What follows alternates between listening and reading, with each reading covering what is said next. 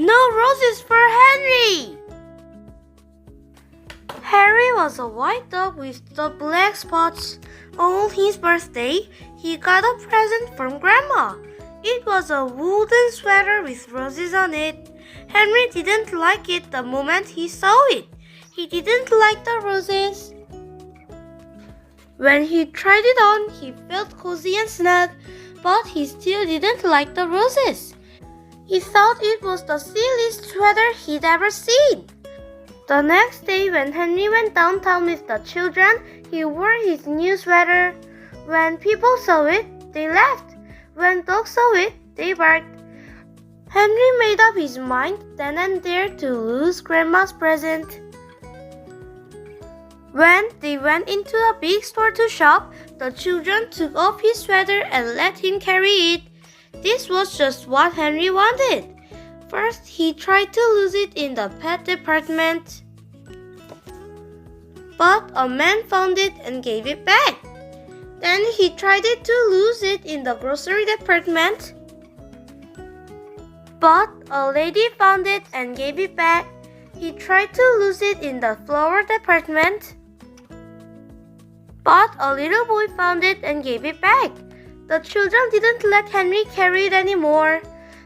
They made him wear it. As they started home, Henry was beginning to think he'd never lose it. When he got home, his friends were waiting to play with him, but Henry didn't feel like playing, so they left him alone. As he sat wondering what to do, Henry noticed a loose stitch in his sweater. He pulled at the wool, just like a little at first. Then a bit more and a little bit more. Henry didn't know it, but a bird was watching.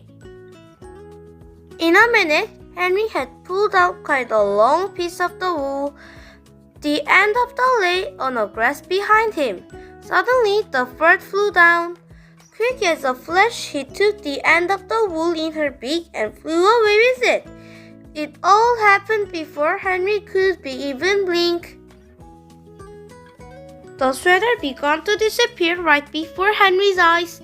First one leg, then the neck, then the other leg and the back, and finally the whole thing was just one long piece of wool flying up into the sky. The sweater was gone. Henry could hardly believe it. He barked and jumped with joy. Then he ran out of the yard. He ran down the street barking thank you to the bird over and over again.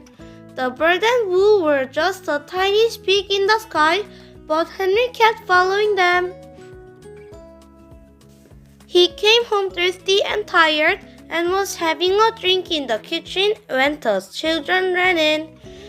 "We got a letter from Grandma," one of them said. "She's coming to visit us," shouted the other. Henry thought of the sweater and his tail dropped.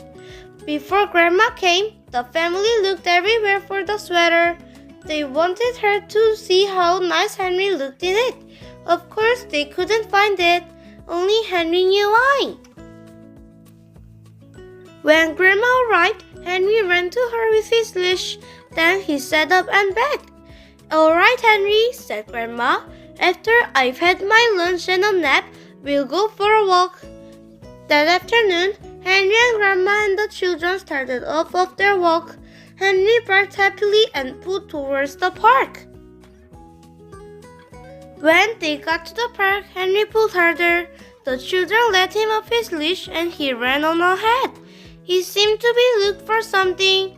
All at once, he stopped under a big tree. He looked up and began to bark and wag his tail. Grandma and the children came running. They got to the tree and looked up too. Suddenly, one of the children said, "I see a nest." "It's made of wool," said the other, "and it's the very same color as Harry's sweater," they shouted together. "It is Harry's sweater," exclaimed Grandma. Just then, a bird looked out of the nest. "Look, Grandma, look!" shouted the children. "Harry gave his sweater to a bird." "I wonder how he did that," said Grandma. The bird sang and Henry wagged his tail even harder.